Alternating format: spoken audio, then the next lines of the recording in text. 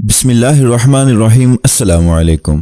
اکتوبر کے شروع میں پیرس کے قریب ایک استاد کو نبی کریم صلی اللہ علیہ وسلم کے خاکے دکھانے پر جہنم واصل کر دیا گیا تھا۔ سر قلم کے اس واقعے کے بعد فرانس میں تناؤ بڑھ گیا اور فرانسیسی حکومت نے مسلمانوں کے خلاف کریک ڈاؤن کا فیصلہ کیا اور ساتھ ہی ساتھ نبی کریم صلی اللہ علیہ وسلم کے مزید خاکے بنانے شروع کر دیے، اور فرانس کے وزیر اعظم میکرون نے گستاخی کرنے والوں کو حوصلہ افزائی دی اور ان کو میڈل بھی دیے، جس کے بعد مسلمانوں میں غم و غصہ کی مزید لہر دوڑ گئی اور نفرت کی آگ بھڑک اٹھی۔ فرانس کے اندر بھی فسادات شروع ہو گئے اور دنیا بھر کے مسلمان فرانس کے خلاف اٹھ کھڑے ہوئے اور اس کا بائیکاٹ کر دیا۔ فرانس میں بڑھتی ہوئی اسلام دشمنی اور نبی صلی اللہ علیہ وسلم کے خاکے بنانے پر مسلمانوں میں غم و غصہ انتہا کو پہنچا ہوا ہے۔ مسلمانوں کا بس چلے تو وہ فرانس کو صفحہ ہستی سے ہی مٹا دیں۔ فرانس میں آزادی کے نام پر مسلمانوں کے ساتھ اور ان کے نبی صلی اللہ علیہ وسلم کے ساتھ مذاق بنانا ایک معمول کی بات ہے۔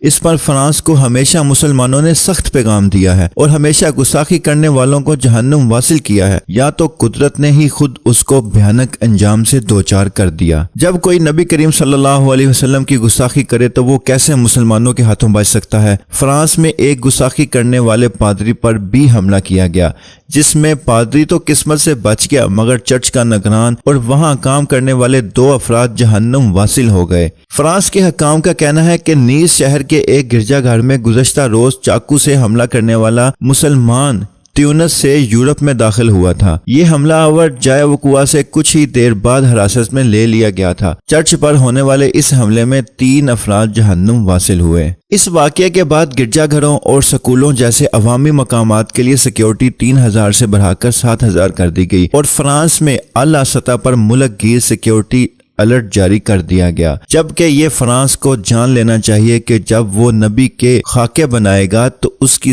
کوئی سیکیورٹی اس کے کام نہیں آئے گی۔ گستاخوں کو ہم چن چن کر ہی ماریں گے۔ نیس کے میئر نے بتایا کہ جب حملہ آور کو گرفتار کیا گیا تو وہ لگاتار اونچی آواز میں اللہ اکبر کے نعرے لگا رہا تھا۔